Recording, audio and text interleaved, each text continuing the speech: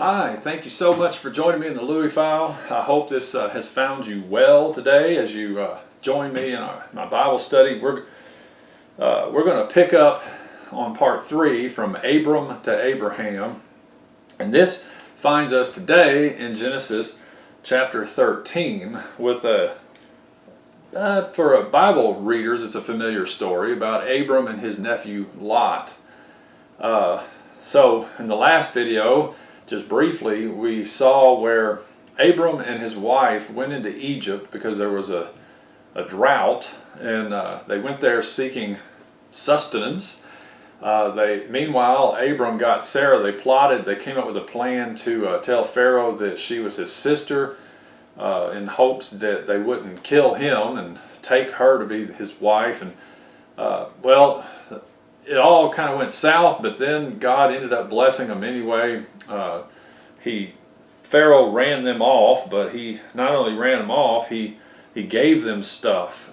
In Genesis 12:20, it says, Pharaoh commanded his men concerning him, and they escorted him away with his wife and all that belonged to him. So they said, kindly leave Egypt, please. You almost brought some trouble to us we didn't want.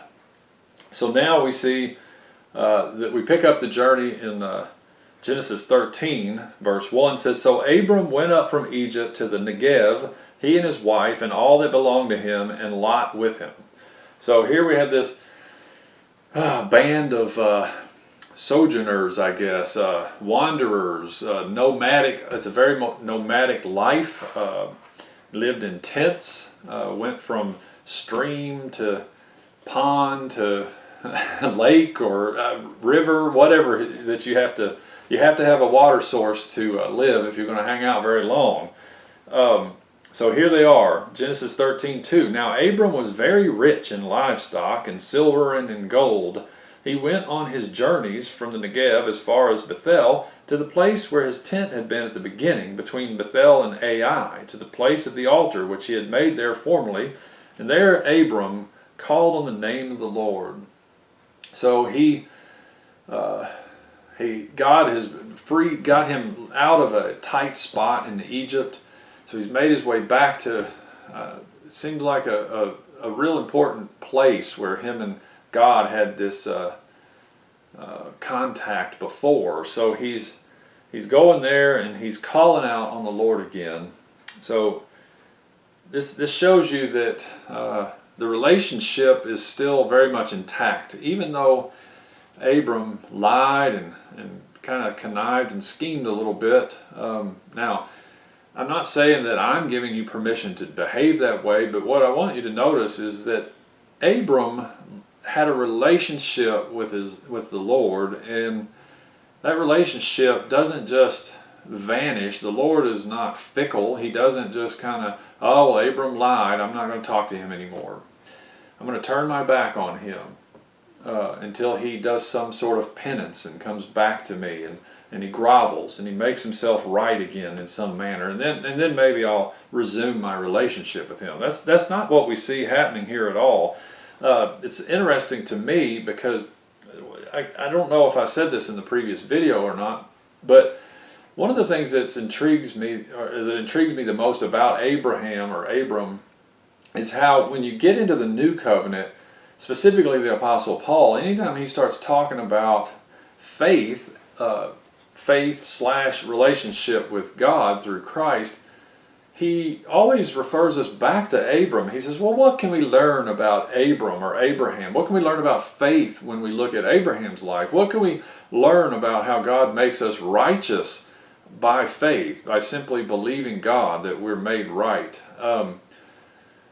So you jump back into this story with Abram, and you start to really see how he interacted with the Lord, and how you don't see a lot of penance or animal sacrifices trying to get back in right relationship. It's, a lot of times I think church folks, they're struggling trying to it's like they're trying to repent, they're trying to make things right. You got to get things right. Well, what we learn with Abram is that this relationship between him and the Lord has always been about God's mercy and his grace and his favor in our lives. It's always been about that. It was never about our performance. Never, ever about our performance. It was always been based on how good God himself is and how merciful and forgiving and patient he is with us.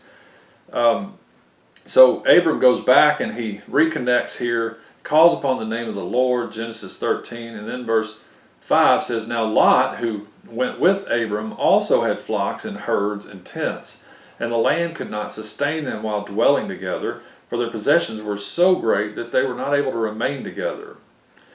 And there was strife between the herdsmen of Abram's livestock and the herdsmen of Lot's livestock. Now the Canaanite and the Perizzite were dwelling then in the land. So there's this big band of people now. It's not just Abram, Sarai, or Sarah and Lot. It's Abram, Sarah, they're farm hands, or I don't know ranch hands, or they're traveling cohorts that would take care of the cattle and all that kind of thing. So we have a growing number of people traveling together, and all of a sudden we have livestock multiplying, and now we find Abram and Lot are living in this property together, but there's just not enough to provide for all of the animals. So there's a struggle that begins between the hired hands, or the herdsmen of Abram and Lot's livestock. And then he makes this notice here. He says, Now the Canaanite and the Perizzite were dwelling then in the land. So we have lots of people taking up resources in this area. So Genesis 13:8 says, So Abram said to Lot, Please let there be no strife between you and me, nor between my herdsmen and your herdsmen, for we are brothers. So Abram makes the first move to make sure things are good between him and Lot and their people. Verse 9, Is not the whole land before you? Please separate from me. If to the left, then I will go to the right, and if to the right, then I will go to the left. So amazing. Abram is the man here. Lot is his nephew. Abram is the one that's on this journey and this calling of God, and Lot just came along with him. But yet we see Abram giving Lot first dibs on the property. He's letting Lot make the first call, and I think that says a lot. That says plenty about Abram and who he is, what his character is. Abram is giving, and he is willing to be second. He's willing to let the other person go first. He could have, for all purposes, said, You know what, Lot, I'm taking this, you need to go over there. He could have just said it like that, and I don't think there would have been anything wrong with it. But we just get a little bit of a glimpse of how Abram is self-sacrificing. He's willing to take the least popular path. He's willing to say, You go first, and I'll take the rest. So, verse 9, Is not the whole land before you? Please separate from me. If to the left, then I will go to the right, or if to the right, then I will go to the left. Verse 10, Lot lifted up his eyes and saw all the valley of the Jordan, that it was well watered everywhere. This was before the Lord destroyed Sodom and Gomorrah, like the garden of the Lord, like the land of Egypt as you go to Zoar. So Lot chose for himself all the valley of the Jordan, and Lot journeyed eastward. Thus they separated from each other. Abram settled in the land of Canaan, while Lot settled in the cities of the valley and moved his tents as far as Sodom. Now the men of Sodom were wicked, exceedingly, and sinners against the Lord. Wow. So Abram says, Lot, you pick the direction you want to go, I'll go the other way. And Lot looks out and he goes, Well, I'm going to take this awesome piece right here. I'm taking the best. You're going to give me the first choice, I'm taking what's best. So he sees Jordan, the valley of Jordan, and it's just well watered, and it's rich, and it's good to keep his cattle. And we, seeing as how the author of Genesis already knows the rest of the story, he clues us in. He says this was taking place before Sodom and Gomorrah was destroyed, and so it looked like the garden out here. It was great. It was perfect. It was rich, and it was well watered. So Lot chose this part of the property. And notice it says in Genesis 13:11, it says, So Lot chose for himself all the valley of the Jordan, and Lot journeyed eastward. Now, back in Genesis 4, we see that Cain, after he killed Abel, it says that he went out from the presence of the Lord. He traveled east. He went east of the garden, east of Eden. In the scriptures, I think if you were to look at the map, you would see the Mediterranean would be to your left, and then Israel, and then everything east of that, Iraq, Iran, all of the other property to the east of Israel would have been, for the sake of geography, out of the garden. It would have been away from the garden, and the garden represents God's presence with man. So I think there's a little clue here when it says that Lot, what was the verse 10? It says he journeyed, verse 11, he journeyed eastward. So it's sort of a little reminder, like Cain. Cain went out from the presence of the Lord. He went east of Eden. Here we now see Lot going eastward, and they separated. So Abram is offering Lot his pick first, and Abram, this may be a little out on a limb, but Abram is who God made this promise to. So the Lord and Abram are in this relationship, and Lot is slowly moving eastward. He's moving away from Eden. He's moving away from the presence of the Lord, just a little bit. So then Genesis 13:12, Abram settled in the land of Canaan, while Lot settled in the cities of the valley and moved his tents as far as Sodom.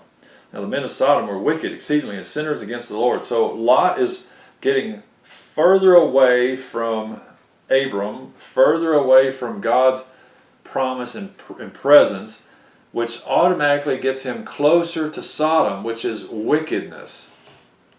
See, we're going one direction or the other.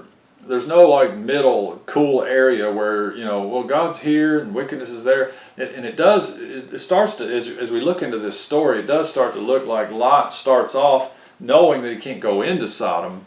He knows there's wickedness in there, and I can't go in there, but this beautiful valley right here next to it, I mean, I'm going to stay right here. It's almost like we tend to do sometimes in our life, and that is we see how close to sin we can get.